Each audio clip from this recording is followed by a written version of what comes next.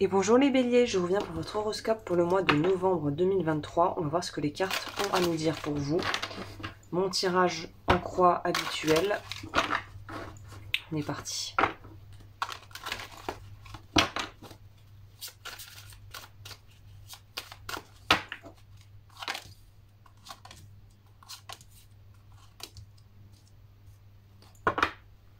Alors,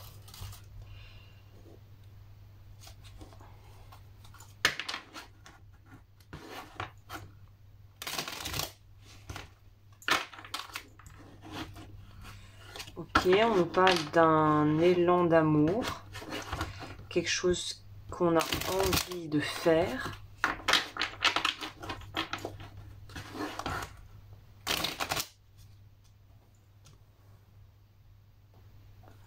Ok, on est parti.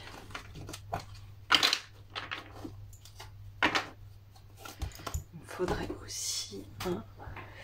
Ça enregistre bien, que je vérifie. Oui, c'est bon. Ok, on est bon.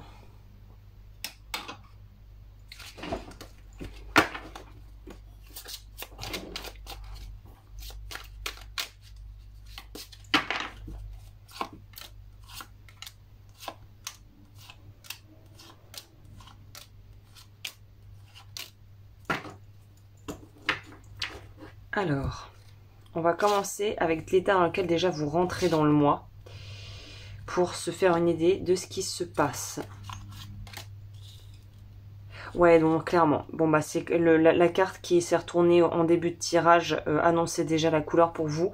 On est très focalisé sur votre vie sentimentale. J'ai vraiment l'impression que là, c'est ça. Si c'est relationnel, c'est quand même des gens qui sont proches de vous, des gens avec qui vous partagez une certaine forme d'intimité.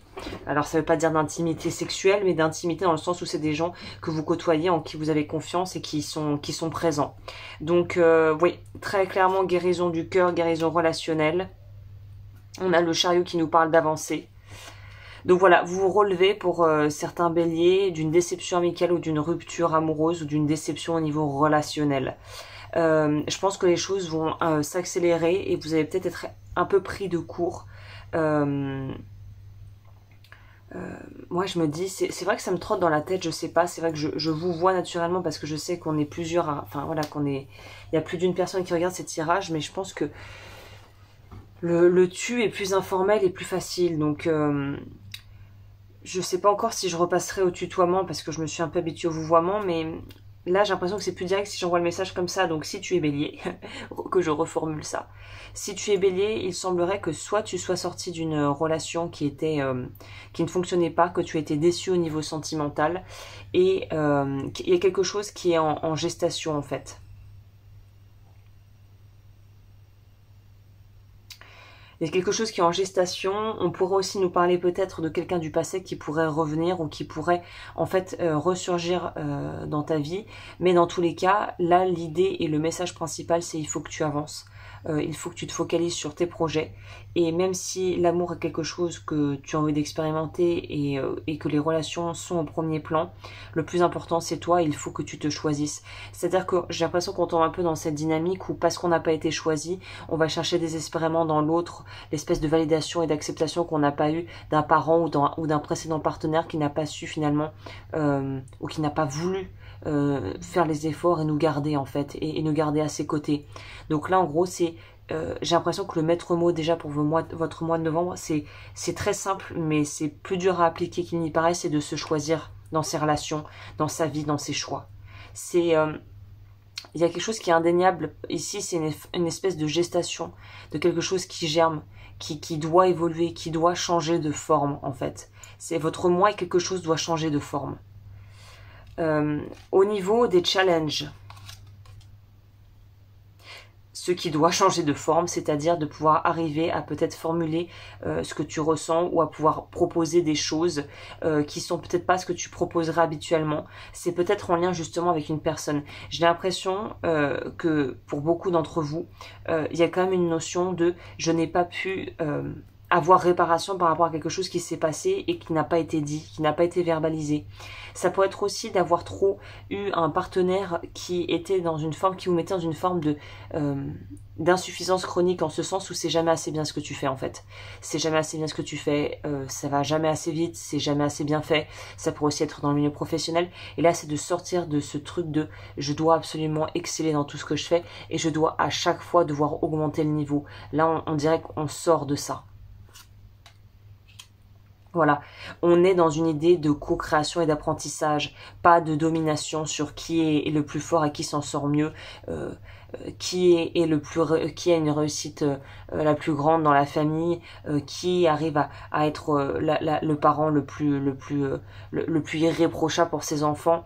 Il y a une notion un peu de jalousie aussi dans des fratries ici, c'est-à-dire que si vous avez vécu avec des frères et sœurs ou des gens dans l'entourage où sans le vouloir vous êtes mise, où on vous a mis en position aussi de devoir être un peu dans une forme de compétition un petit peu indirecte, pas forcément malsaine, mais finalement qui n'a plus rien à faire là en fait.